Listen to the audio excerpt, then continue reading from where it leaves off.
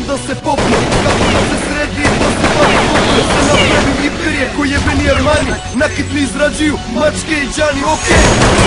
Da napravimo presek, ušao sam u ozbiljan biznis ovaj mesec. Ču sam full shop, jeo city pasaži, na Obilićevom vencu svi mogu da me nađu.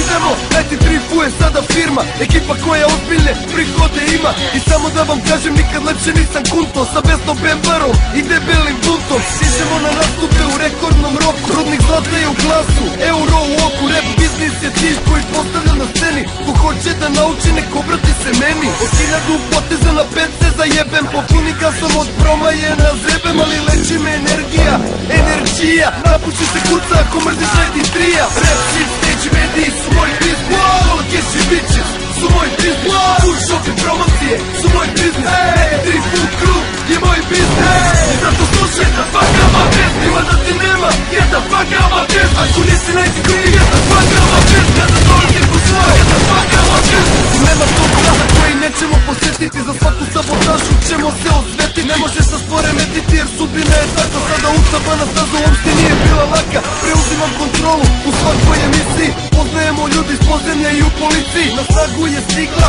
legalizacija, ovo nije sablja, ovo je dizel operacija. Ljudi su morali jebenu farmu da prate da bi uspjeli 93 fua da shvate. Takva nam je nacija i tu nema filozofije, gledaj iskušnje od škulove surove profije.